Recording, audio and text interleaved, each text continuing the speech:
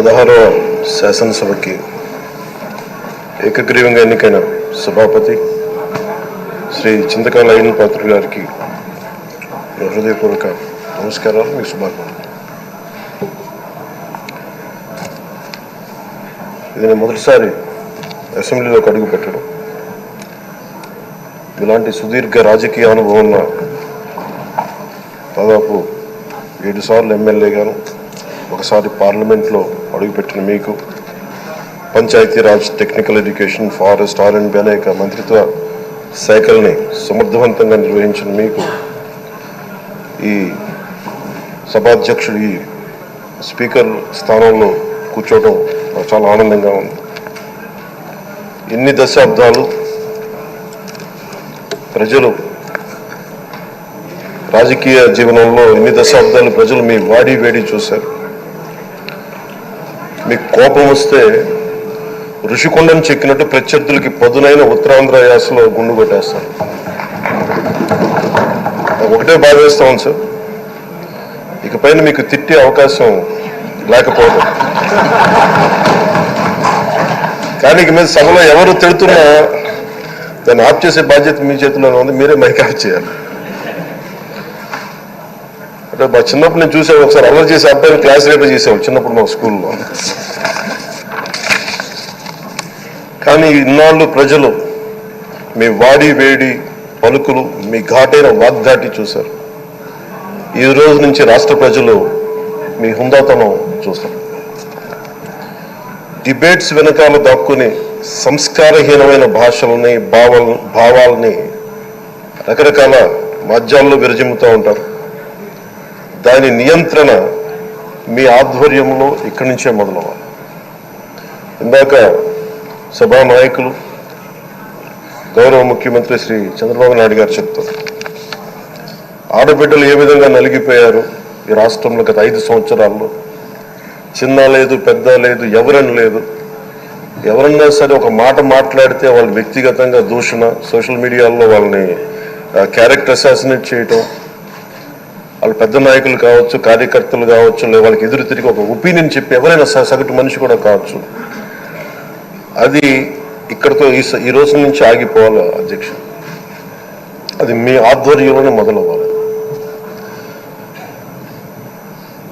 గత ప్రభుత్వం తాలూకు సభ జరిగిన విధానం చూస్తే ఈ వ్యక్తిగత దూషణ ఇవన్నీ చాలా ఇబ్బంది పెట్టే ప్రజలు. ఈ రోజున వాళ్ళకి 11 సీట్లకు పరిమితం అయ్యారు. ఈరోజు లేరు, ధైర్యం లేదు వాళ్ళకి. విజయాన్ని తీసుకోగలిగారు కానీ ఓటమి కూడా ధైర్యంగా కూర్చుకునే వాళ్ళకి స్థాయి లేదు. వాళ్ళకి పారిపోయారు ఇక్కడి నుంచి. భావంలో ఉండే తీవ్రత భాషలో ఉండాల్సిన అవసరం లేదు. భాష మనుషుల్ని కలపడానికి కానీ విడగొట్టడానికి కాదు.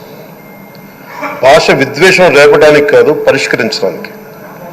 ఎంత జటిలమైన సమస్య అయినా, భయంకర సమస్య అయినా చర్చల ద్వారా పరిష్కరించుకోవడానికి కానీ వివాదం సృష్టించడానికి కాదు.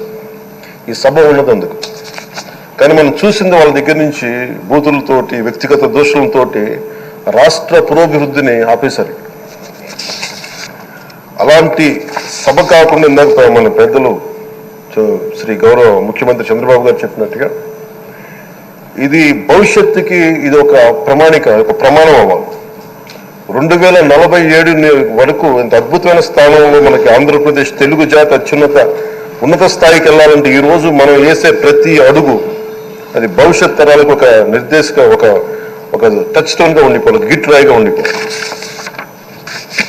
ఈ రోజున ఈ సభలో ఉన్న గౌరవ సభ్యులందరూ చట్టాలు చేయడానికి ఉన్నారు, చట్టాలు ఉల్లంఘించడానికి కాదు. విభేదించడం అంటే ద్వేషించడం కాదు, వాదించడం అంటే కొట్టుకోవడం కాదు. ఇవన్నీ విభేదించడం, వాదించడం ఇవన్నీ ప్రజాస్వామ్యానికి చాలా మౌలికమైన పునాదులు. ఆంధ్రప్రదేశ్ ఆవిర్భావం జరిగి అసలు భాషా ప్రయుక్త రాష్ట్రాల ఆవిర్భావమే మన ఆంధ్ర రాజ్యంతో మొదలైంది. అమరజీవి పొట్టి శ్రీరాములు గారి బలిదానం మీద మన రాష్ట్రం పుట్టింది. 56 రోజులు తిండి తిప్పలు తినకుండా నరకం అనుభవిస్తూ ఆయన బలైపోయారు.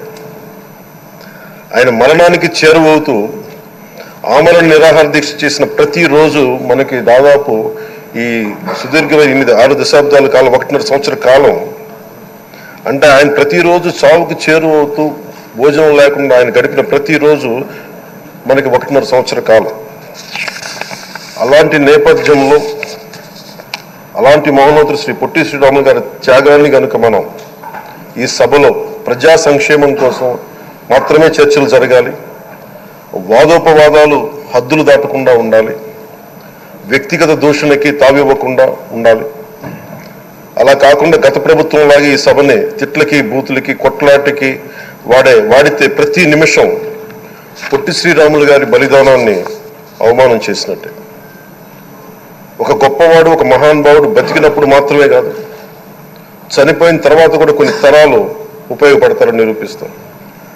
అలాంటి కోవకు చెందిన మహానుభావులు ఆంధ్ర రాష్ట్ర సృష్టికర్త, భాషా ప్రయుక్త రాష్ట్రాలకు శ్రీకారం చుట్టిన ద్రష్ట, అమరజీవి శ్రీ పొట్టి శ్రీరాములు గారి స్మృతిలో ఒక విలువలతో కూడిన ఒక సత్సాంప్రదాయాన్ని తెరలేపుతూ మీ ఆధ్వర్యంలో ఈ సభ జరగాలని, ఈ 5 ఏళ్ల ప్రజా ప్రస్థానంలో ఈ విలువైన 5 ఏళ్లు రాబోయే తరానికి గొప్ప భవిష్యత్తునిచ్చేలా, అన్నం పెట్టే రైతుకి, కవులు చేసుకునే రైతుకి, రైతు కూలీకి అండగా ఉండేలా, మహిళలకి భద్రతతో పాటు ఉన్నత స్థాయికి ఎదిగేలా, ప్రభుత్వ ఉద్యోగులకి భద్రత కల్పించేలా, పశువు పక్షి ప్రకృతి సర్వజనులందరికీ కూడా మతాలకి ప్రాంతాలకి అతీతంగా సుభిక్షంగా అభివృద్ధి పదంలో ఆంధ్రప్రదేశ్, ఆంధ్ర రాజ్యం అద్భుతమైన ప్రగతి సాధించేలా ఈ చర్చలు సాగాలని కోరుకుంటూ, సభాపతి అయ్యన్న పాత్రుడి గారికి